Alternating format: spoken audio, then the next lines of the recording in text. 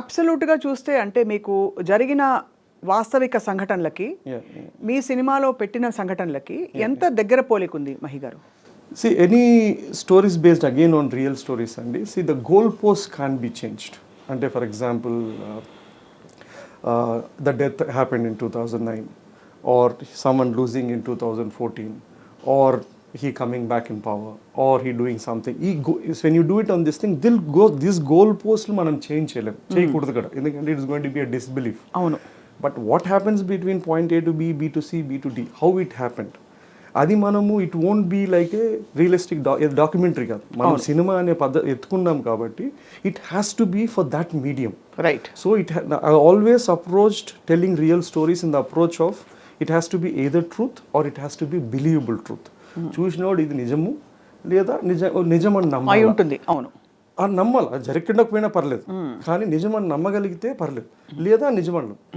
If not, then it's going to be very difficult to engage audience when you're doing stories with real characters or real events. YSR గారి కుటుంబంతో ఏంటండి, what is your మీకున్న interest ఏమిటి, ఆసక్తి ఏమిటి? లేదు ఎందువల్ల అంత హీరోయిక్గా కనిపిస్తారు వీళ్ళందరూ కూడా? To be honest, I've never been part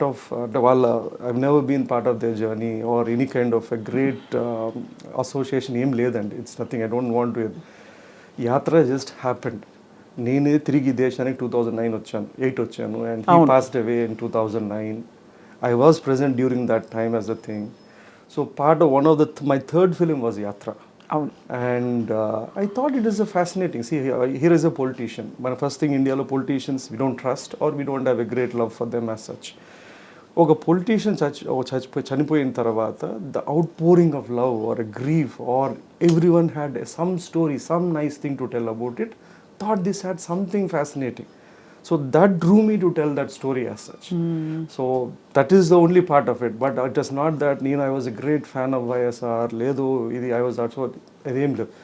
Common connection emanna undi ante, yes, my mom hails from Kadapa and I have part of my childhood or my influence roots from Kadapa bidda part of it. Yeah. మరి యాత్ర 2లో obviously ఇంకా చాలా dramatic events చోటు చేసుకున్నాయి. దాదాపు actually చూస్తే చాలా సినిమాటిక్గానే ఉన్నాయి. మనం సినిమా రియల్ ఇన్సిడెంట్సే.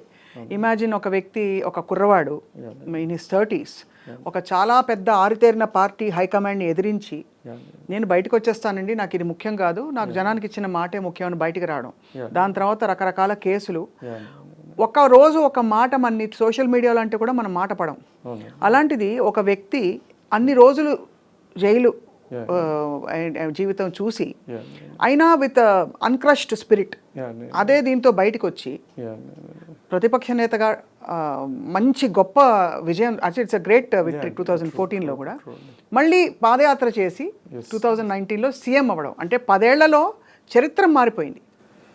సేవండి, నాకు సినిమా చేయడానికి ఆ కథ జరిగినట్లుందండి. It's like, see, that has drama.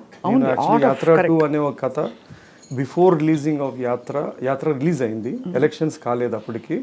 When I met anna, I told anna, if there is a possibility respective whether you win or గెలిచినా గెలిచకపోయినా, Yatra was a very difficult story to tell because it's a very flat story. It's only about a man journey. But మీ కథలో it has a story. So if there is any possibility, I would like to tell it, and I had expressed to you, just laughed it off. And I became just navadante and the thing. See, for me, this has a story. Like, I mean, it has a story. Endukante oka height of power lo there's one man and there's a death happens, and there's an unlikely thing, a koduku ostadu. Koduku has an innumerable obstacles, consequences in it. Then how does he go on to think? Naku kadandi, one more thing is, when I look at Jagan Mohan Reddy garu story, it is not about he winning 151. For me, ఇది మళ్ళా again as a storyteller, or ఎవరినో ఎదిరించాడు, అక్కడ ఢిల్లీలో ఎదిరించాడు, ఇక్కడ చేశాడు. For me, that was never the story. For me, it was ఓదార్పు యాత్ర అనేది ఒక సింగులర్ థింగ్. అంటే వాళ్ళ నాయన చనిపోయిన చోట ఆయన గురించి, చనిపోయిన మనుషుల గురించి he said he'll go and console, ఓదార్పు యాత్ర చేస్తా అన్నాడు. So for just that one word, అంటే ఇచ్చిన మాట నిలబెట్టుకోవడానికి ఒక కొడుకు ఎంత దూరమైనా వెళ్ళాడు. So this I felt this was a universal story. Right. If I didn't find this line, this universal story about ఓ తండ్రి కొడుకు ఇచ్చిన మాట, for me it would have been very difficult to tell this story.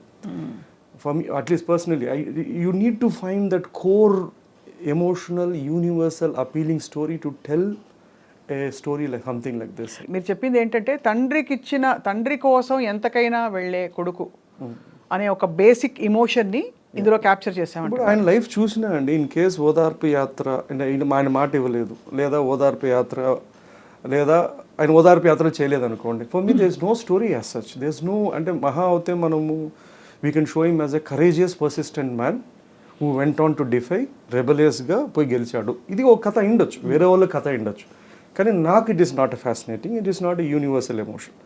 నాకు కోర్గా ఏంటి అంటే, ఒక తండ్రి కోసం ఒక మాట ఇచ్చాడు కొడుకు. He had everything on that day. మళ్ళా 2 ఏళ్లలో చీఫ్ మినిస్టర్ అయ్యేవాడు. He had enough for his generations to live upon.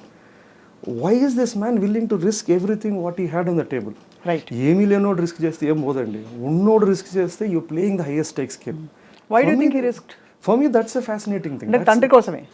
Of course it should have been at least that. If at all వాళ్ళు చెప్పినట్లు ఓదార్పు యాత్ర చేయకపోయినా అంటే ఏమయ్యేది? వాళ్ళు చెప్పినట్లు అంటే yes, he would have got a minister, chief minister అయ్యేవాడు, or life could have got on.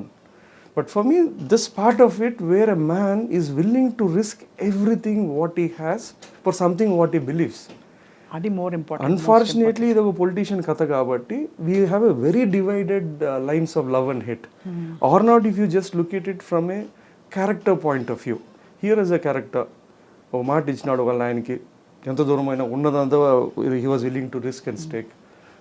That's a beautiful thing, that's a beautiful part of it. ఇప్పుడు యాక్చువల్స్ ఆఫ్ ద ఫిల్మ్ ఎలా ప్యాన్ అవుట్ అయ్యాయి, characterisations, ఎవరెవరు ఉన్నారు, ఇవన్నీ ఇందులోకి వెళ్ళేలోపు ఈ cinema యాత్ర 1 స్మూత్గా వెళ్ళిపోయింది. యాత్ర 2కి ఇంకా సెన్సార్ అవ్వలేదు కదండి? It will happen, and we have applied for it and it will come through. I don't see any reasons for it to not happen. I don't. నేను చేసిన ఏ సినిమాలో ఒక సెన్సార్ కట్ లేదు, ఎక్సెప్ట్ ఫర్ వెబ్ సిరీస్ చేసిన దాంట్లో 1 గంట cut చేస్తారు. అది తీసేస్తే anything of none of my movies either produced directed never had any censor. Correct.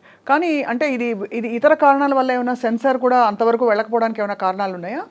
అట్లేం లేదండి, they might have their own issues, but I think at the end of the day there is a rule, law of land, where it has to be judged on. నేను చేసిన సినిమాకు they will have to independent merit ఉండాలి.